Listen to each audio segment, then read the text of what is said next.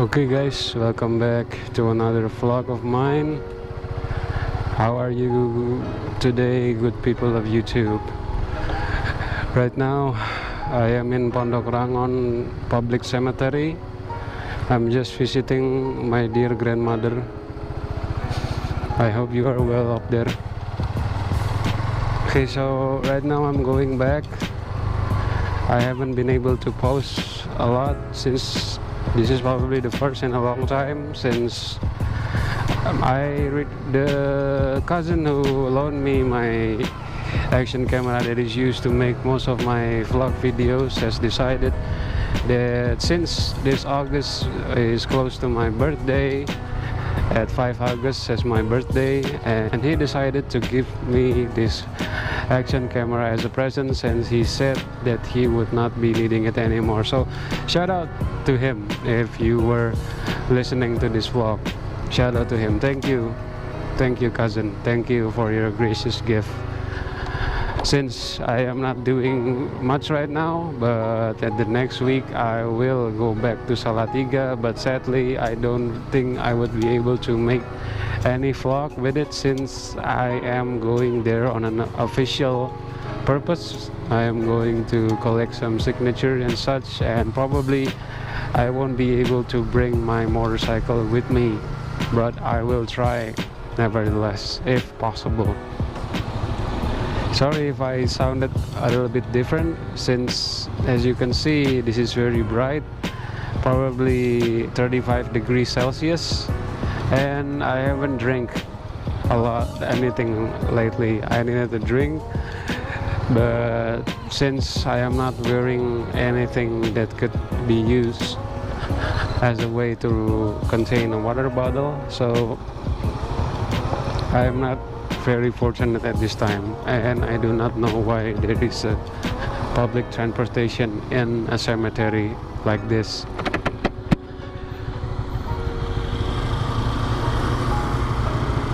Okay, seems to be okay. Let us follow the signs. This is a problem since I have read a lot in the news. We're going to run out of place for people to do their final rest. There won't be any more place to lay people to rest since we're running out of space. It might not be later, it might not be like really near in the near future, but perhaps later. Okay, I have been busy at the very least, or busy, saying busy wasn't like a proper way to say it, but I have been in and out of job interview, and I applied myself to several companies in Jakarta, but so far I haven't been fortunate. I also have visited a couple of job fair and job career in Jakarta, but a lot of time I think I might be scammed by the organization that held it in the first place. They told me to download their application and forced me to take a picture holding my identity card. So if there is a similar kind of situation with you guys, if there are any job seeker that is watching my channel and is planning to go to a job career, if they force you to take a picture with yourself using your ID card, you might as well just deny it and make it go somewhere else. Is what I'm going to say, since there has been a lot of cases in which companies and such are selling private data. So if you are and have any knowledge regarding that, it might as well share it to your closest friends and also people who is also trying to get into a job fair. hoping to find a job. Right now, bachelor degree doesn't worth anything, especially mine, since I am an English major. A lot of people nowadays are trying to find Mandarin, Japanese, and Korean translator, with Mandarin and Korean being the most frequently requested. There have been times in which they are paid like 2 million rupees a day in some cases. So I am also learning from that. I'm actually learning Korean right now, so I can read the word, I can read Hangul, I can read some of the alphabets that they use. So it's not really that hard, but I'm still learning. I can read a couple of syllables, but other than that, I do not know what they meant. Like most of the time when I watch YouTube, I have been interested in learning about culture, and when it comes to Korea, nothing goes better than K-pop. So I'm not saying that I am a fanatic fan of K-pop. I listen to it ever since I was in junior high school, but mostly it's just listening. But I am not like to the point where I was like interested in becoming a Koreaboo or something of a sort. I'm just interested in learning about their culture. I find that their culture is interesting, their food interesting, and the way they manage business is also interesting, since most of the human resources that is coming from Korea and business that is coming from Korea has so far been flourishing at the moment. So I'm interested in that kind of culture. So yeah, there hasn't been a lot of job vacancy regarding that type of specialization, since I am interested in learning about history, culture, interacting with foreigners, but so far no luck. There has been a job, the last time, the most recent, I mean, about as close as I can get to getting a job was, I forgot about it actually. Oh, I remember now. It was about a vacancy. I was applying to a certain company that is a retail group of sorts. So there is a company that consists of multiple products. Most of it are sport and kid stations, dealing with toys. So yeah, if the name with the station doesn't remind you of a certain thing, it's a group. It's a company. It's a group of companies. It's a company, but it consists of different groups, is what I meant to say. I apply as a translator, of course, since that is the subject that I tend to be confident. The subject that I tend to be more confident at, since I have a previous experience in my intern. So that is to say, I apply as a translator, but the HR said, oh, we don't have any vacancy for translator, but we might place you in a job that is suitable for your skills. So I asked, okay, I'm interested. What sort of job are we talking? And he mentioned that I need to go to a user interview after the psychological test. And actually he wanted me to become a staff teacher of sorts, since the group consists of multiple stores, and most of the time they are stationed within a mall. So there is a high chance that they're going to meet foreigners. So they wanted me to teach their staff how to speak proper English and how they can hold their own in a conversation. So the positive thing, the good thing about it is relevant to my skills. even though I am English literature, sorry about my burping. Even though it is English literature, it matches with the job description, but I don't know how to teach. That is the problem. I do not know how to help my own on a class. I don't know how to motivate my students, and I of course don't know how to make a syllabus or an educational plan. What about the things that I'm going to teach them for like a month or two weeks? That is my problem right there. So at first the interview, I thought, oh, this is going to be easy, this is going to be like a presentation, but as I go deeper, I know that this is just an experiment. As you know, it is the same thing with like a group work or intern. It's not going to be like a real situation, a real the data is not going to be similar to the ones that you're going to get in the field. It's like when you're going on a field experiment or something similar to that. It's going to be different, and since the ones that I thought were simple, it's actually more complicated than I thought.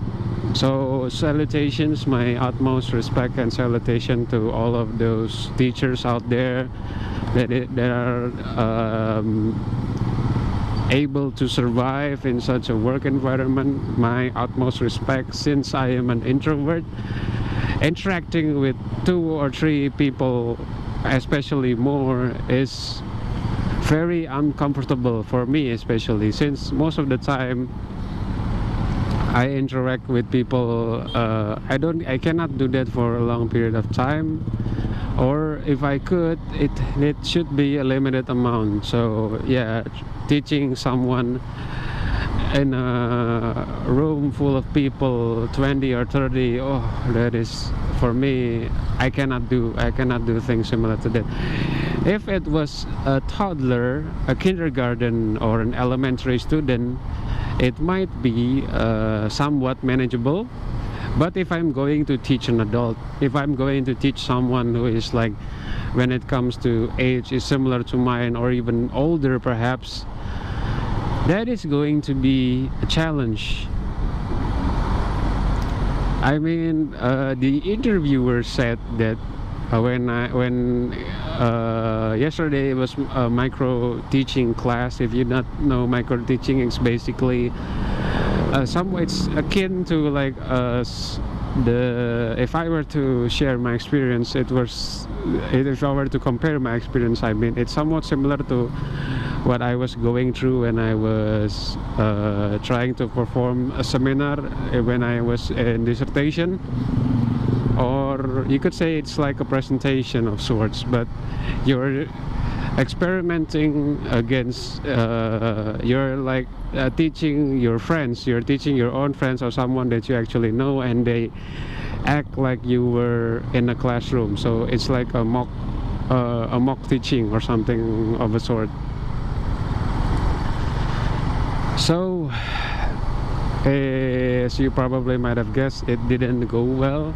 The interviewer said I need to add some games, I need to make a syllabus, I need to know what I'm talking about, which isn't like, I know I do some research, but when it comes to like grammar or stuff like that, I still need to like relearn what I've done. Since I am able to speak fluent English, I know the do's and the don'ts, but when it comes to theory, I'm not really that able, if I were to say so myself, since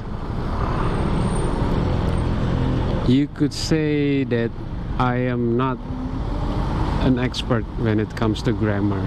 So yeah, the teaching is going to be awkward, the teaching is going to be boring, the teaching is going to be a lot of things that is something that I am not accustomed to. So yeah, just talking about it, walking my mind through it, it's going to be stressful, especially since most of the students, I feel like they're not going to be as motivated, since the ones that I'm going to taught is probably just an employee or a crew, a store crew that is just basically doing what their standard procedure is telling them to do. They're not motivated to learn English in a way that they're interested. They're just doing it because someone's told them to. Their supervisor or their managers told them to, which is already like make my job, my potential job, like a lot more harder, since it's hard enough to teach an eager student, and it's even harder to teach a student that is not motivated, especially since there's going to be a lot of them. If the user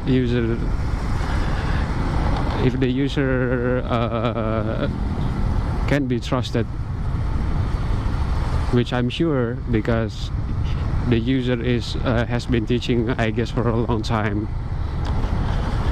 So that's my current situation right now, but I am still not giving up. I'm still finding some job right now. I am struggling to find a job that is easy enough for me to do, and also to gain experience. When I'm able to be financially stable, then I might thinking of going to the next step, which is I'm going to go for a master degree. As I said, bachelor degree, especially here in Jakarta, is not really it's not really worth it anymore.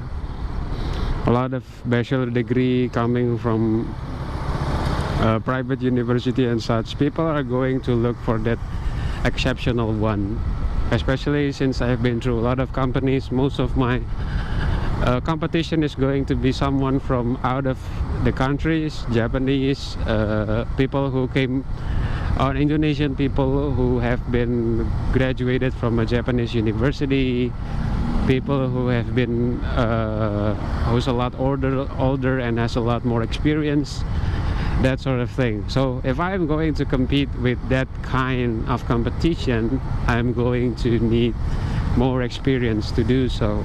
So yeah, that's my current situation. But as for now, I'm still going to be here doing some vlogs, sharing with you. A lot of times it's more about me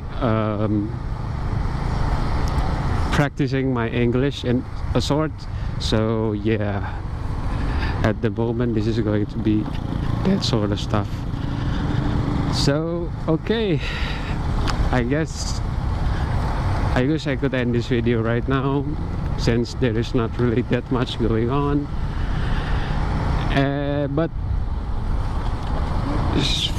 I feel like that has been like I don't know how long the duration is going to be and how long will it take to edit through it, but I'll try to make it as well available as soon as possible. And this is not really an area that is ideal for motovlogging to begin with. This is just ideal in the sort that it is not really that has that much traffic. So yeah, the only thing that I'm going to get from this is just a clear conscience and a peace of mind, since I have someone, or at least something to talk about. Okay guys, I feel like that's enough for today. This might be going to be like a 15-minute video short. I'm going to cut this video here, and I will see you back when I arrive at home. Okay guys, I'll see you again in a bit. Okay guys, welcome back. There is still not much to see actually, but the road is getting clearer, so there's not much traffic for the last like 5 or 8 minutes. So I think this would be good to rerun the camera. So for those of you who have been into an interview and been in a situation like me, I hope that we all are going to be hired by the next time. we eventually will get tired. We should not give up at this a time like this. This is just something that is just a reality of the world we live in. Living like a life that is just going to be, we're going to get what we want the second we want it, is something like of a fantasy land. That's just going to be an illusion. Like, you know what I mean?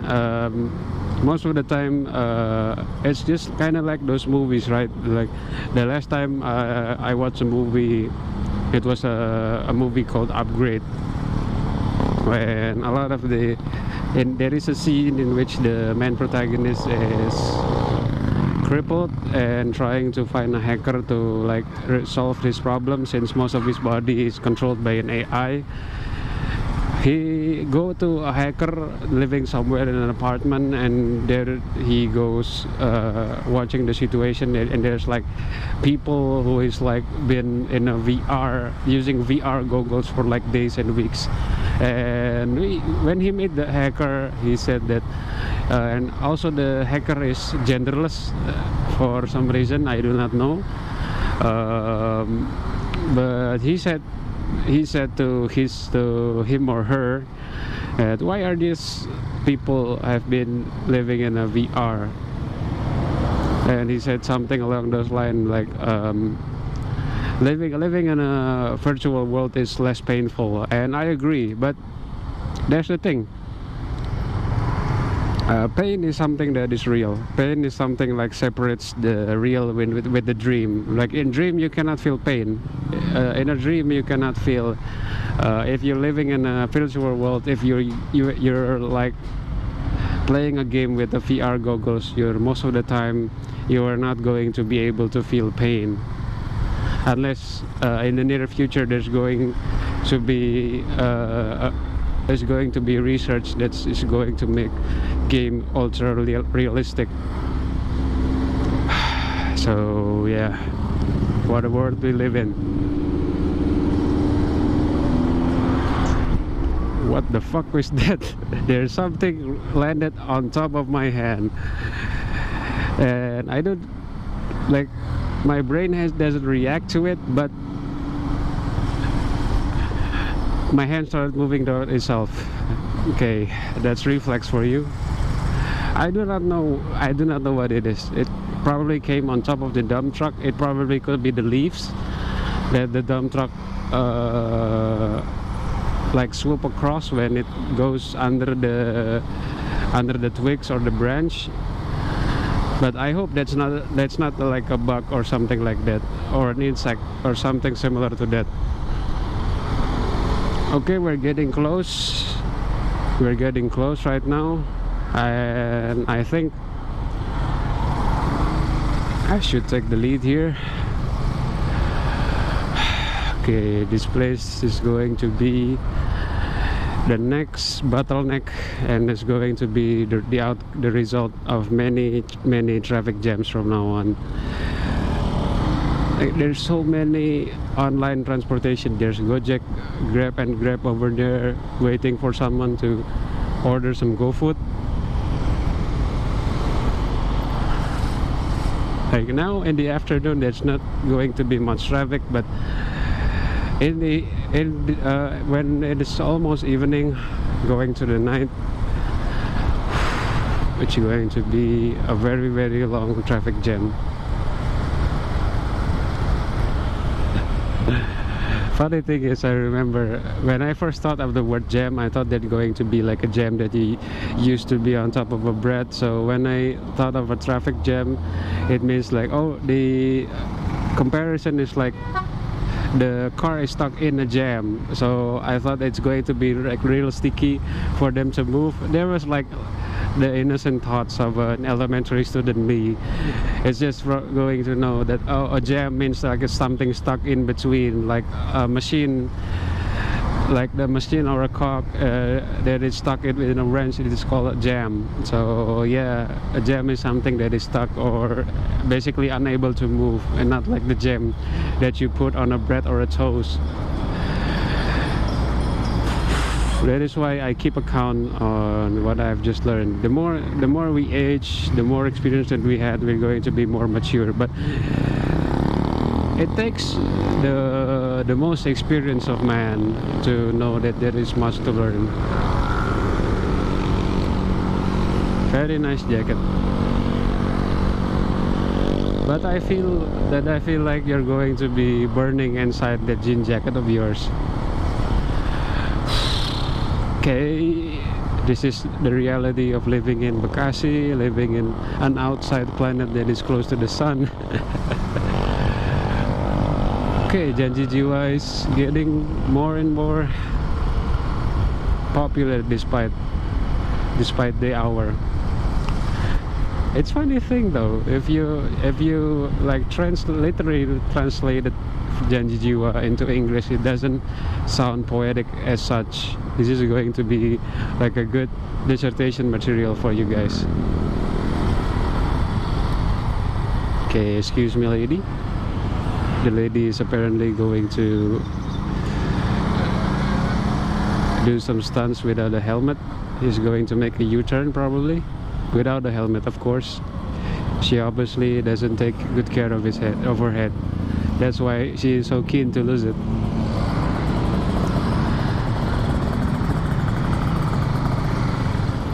And there is the one that is crossing without seeing left or right, of course.